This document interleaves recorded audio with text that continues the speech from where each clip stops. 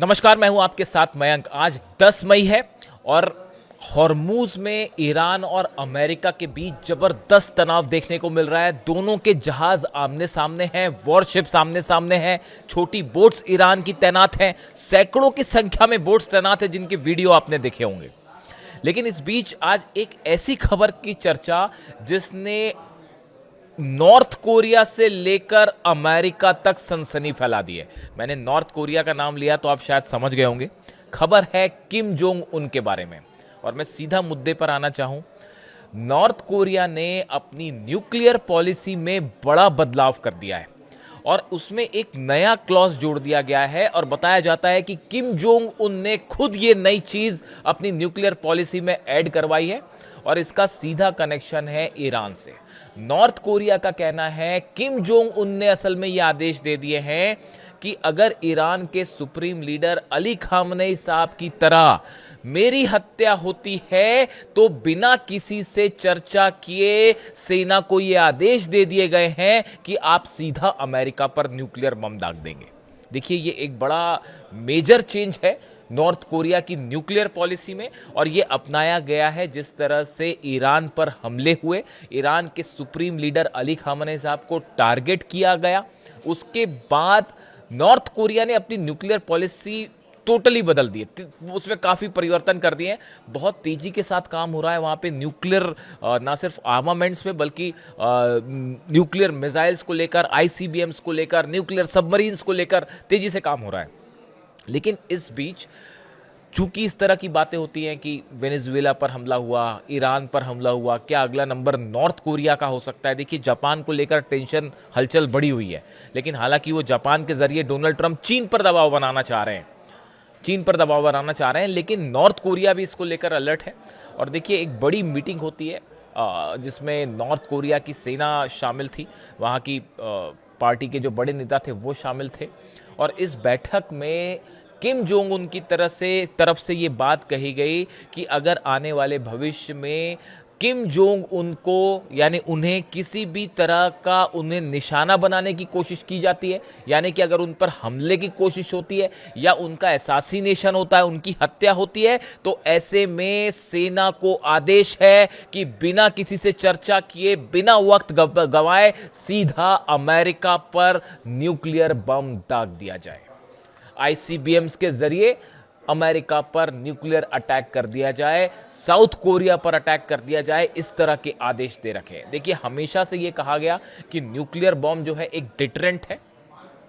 अगर आपके पास nuclear bomb है तो कोई देश आप पर हमले की हिम्मत नहीं करेगा। अब इसमें एक कदम आगे बढ़ गए हैं किम जोंग उन और खास तौर पर अली खामेनेई साहब के असैसिनेशन के बाद बताया जाता है कि जब अली खामेनेई साहब का असैसिनेशन हुआ तो इस बात को लेकर किम जोंग उन खासे नाराज थे और उनको यह लग रहा था कि अगला हमला उन पर भी हो सकता है, तो इसका उन्होंने एक ऐसा इंतजाम कर लिया है ताकि अब उन पर कोई हमला करने की हिम्मत ही ना करे। उन्होंने सीधे आदेश दे दिए हैं कि अगर मुझे टारगेट करने की कोशिश भी हुई, हत्या तो दूर की बात है, अगर किसी तरह से मुझे टारगेट करने की कोशिश होती है तो आदेश है सेना को कि आप बिना किसी से चर्चा किए न्यूक्लियर बम दाग दीजिए।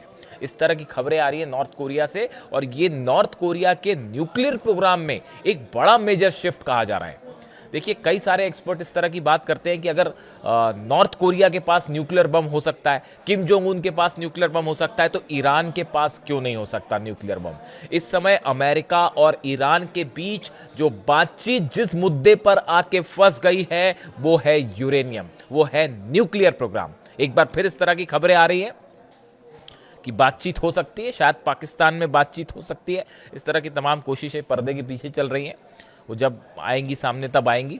लेकिन मामला यह है कि ईरान के यूरेनियम को लेकर अमेरिका ने जो प्रस्ताव बार बार रखे हैं या जो कोशिश कर रहा है वो ये कोशिश है कि किसी तरह से ईरान से यूरेनियम, एनरिच्ड यूरेनियम जो है 450 किलो, इसको हासिल कर लिया जाए। अभी हाल ही में आपने देखा होगा, खबरें देखी होंगी कि वेनेजुएला से जो एनरिच्ड यूरेनियम था, हालांकि वो उस लेवल का ग्रेड का नहीं था जो ईरान के पास है, लेकिन उसको अमेरिका की फोर्सेस ने IAEA की मदद से, कई साइंटिस्ट की मदद से वेनेजुएला से लेके वो अमेरिका चले गए। इस तरह की खबर आपने देखी होगी, अभी 24 घंटे पहले की बात है। तो शायद डोनाल्ड ट्रंप इसी तरह का कोई प्लान बना के बैठे थे कि इसी तरह का कोई काम जो है वो ईरान में कर देंगे। लेकिन ईरान वेनेजुएला नहीं है ना, ये बात अब समझ में आ गई होगी।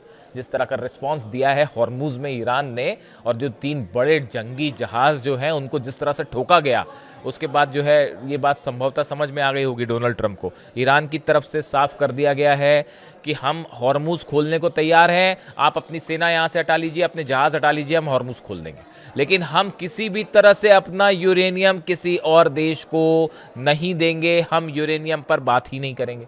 न्यूक्लियर जहाँ तक प्रोग्राम का सवाल है तो वो एक लिमिट में पीसफुल एनर्जी के लिए हमारे को ज़रूरत है, हम उसको रखेंगे, उस पर हम नेगोशिएशन नहीं करेंगे। ये बात ईरान की तरफ से साफ कर दी गई है, और इसी वजह से अब डोनाल्ड ट्रंप इस तरह की बात कर रहे हैं कि अगर ईरान नहीं माना तो हॉर्मुज में एक बार फिर से जो है वो ऑपरेशन, जो प्रोजेक्ट फ्रीडम प्लस चलाया जाएगा और वहाँ फिर से हमले किए जाएंगे।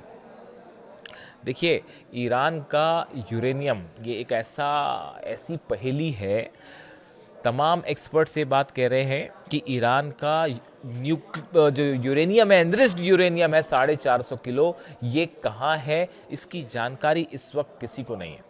सिर्फ कुछ चुनिंदा लोग हैं ईरान में जो शायद इस बारे में जानते हो। तमाम तरह की सैटेलाइट्स जो हैं वो हर न्यूक्लियर साइट पर नज़र बनाए हुए हैं, चाहे इस्फहान हो, चाहे नतांज हो, चाहे फोर्दो हो, चाहे पिकेक्स माउंटेन हो। ये वो जगह है जहां पर CIA को लगता है कि ईरान ने अपना यूरेनियम रखा हुआ है। जितने सैटेलाइट्स हैं अमेरिका के, वो यहाँ की हर घटना पर नज़र रखते हैं, और जिस तरह से खबरें आ रही हैं पिछले कुछ दिनों के अंदर, जो पिकेक्स माउंटेन है यहाँ पर बड़ी हलचल हुई है। देखिए, जो पिकेक्स माउंटेन है ये नतांज जो न्यूक्लियर साइट है, इसके दक्षिण में जाग्रोस की जो पहाड़ियाँ हैं इसमें स्थित है। यानी ये एक ऐसा किला कह लीजिए आप इसको, ग्रेनाइट की चट्टानों से बना, जिसके नीचे अमेरिका का कहना है, CIA का कहना है कि इसके नीचे एक बड़ा न्यूक्लियर पावर प्लांट चल रहा है जो किसी बंकर बस्टर बम से तबाह नहीं हो सकता। वो ग्रेनाइट की पहाड़ियां हैं, जाग्रोस पर्वत श्रेणियां हैं, उसके नीचे ये न्यूक्लियर बड़ा प्लांट हो सकता है जिसके बारे में कोई नहीं जानता, और यहाँ पे तमाम तरह के सेंट्रीफ्यूजेस भी हो सकते हैं। इस तरह की भी बातें कही जा रही है।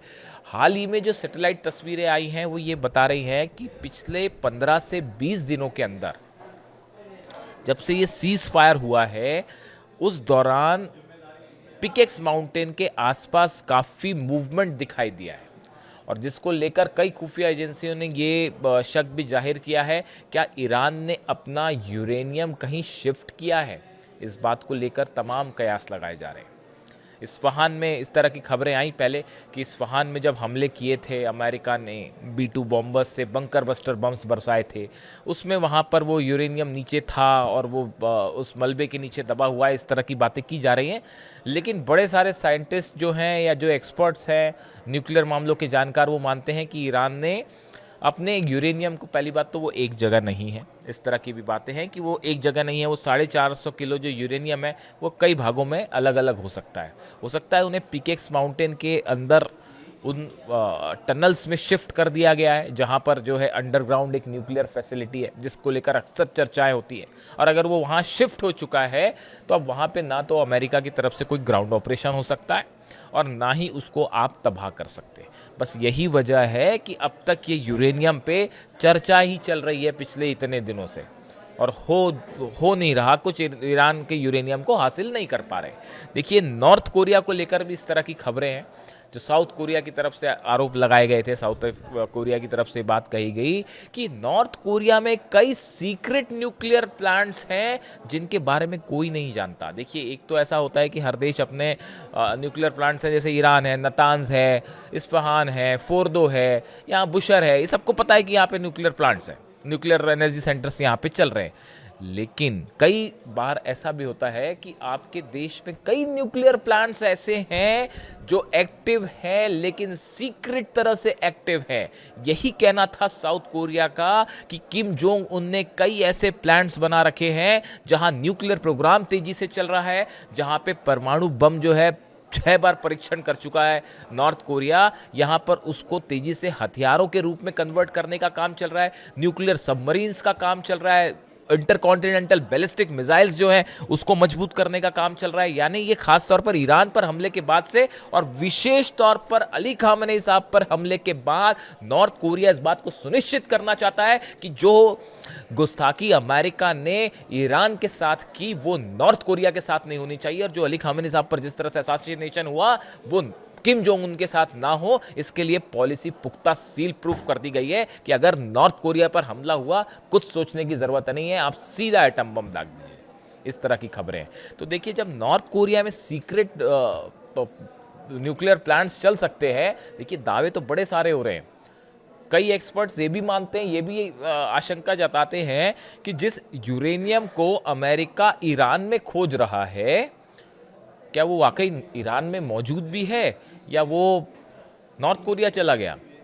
देखिए, इस तरह की खबरें पहले आ चुकी हैं कई बार कि ईरान के कई हथियारों का काम बनाने का नॉर्थ कोरिया में सीक्रेट जो है प्लांट्स है उसमें हो रहा है, चाहे वो मिसाइल्स हो चाहे वो ड्रोन्स हो, और वो वक्त वक्त पे सप्लाई कर दी जाती हैं। बनती नॉर्थ कोरिया में है लेकिन सप्लाई कर दी जाती है। देखिए, ये जो रूट है इसको आप नहीं रोक सकते। ईरान से जो तेल चीन जाता है, लाख कोशिश कर ले अमेरिका, उसको रोकना असंभव है। वो इस तरीके से ट्रेड होता है और इस तरीके से समंदर में नए रास्ते खोज के वो ट्रेड कर दिया जाता है कि वो पता ही नहीं चल पाता।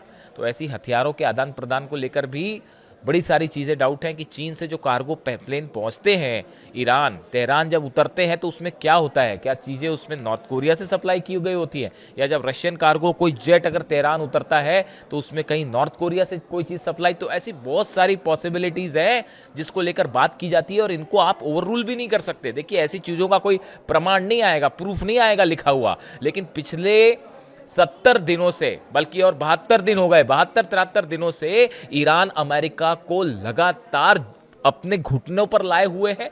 चाहे यूएई पर हमले हो, सऊदी पर हमले हो, बहरीन, जॉर्डन, कतर, सब बेसिस तबाह कर दिए गए। इजराइल में इतने जबरदस्त अटैक्स हुए, ईरान को आप झुका नहीं पाए। तो कहीं ना कहीं से तो बड़ा हथियारों का सपोर्ट है, चीजें सप्लाई हो रही है, नेविगेशन मिल रहा है, बड़ी सारी चीजें होती है।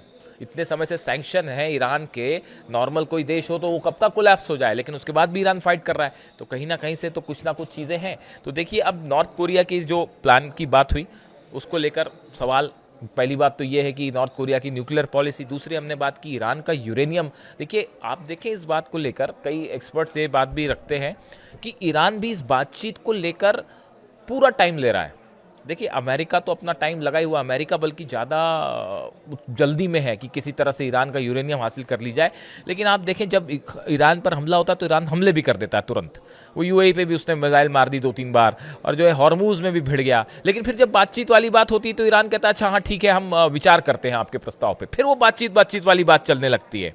हो क्या रहा है समझिए, ईरान कहीं झुक नहीं रहा है, या बातचीत करने के लिए ईरान उतावला नहीं है। ये एक स्ट्रैटेजी भी हो सकती है कि ये टाइम बाइंग स्ट्रैटेजी है, और एक दिन आप सो के उठें और पता चले, खबर आए कि पिकेक्स माउंटेन के आसपास जो है वो एटमी धमाका हो चुका है और ईरान अब न्यूक्लियर स्टेट है।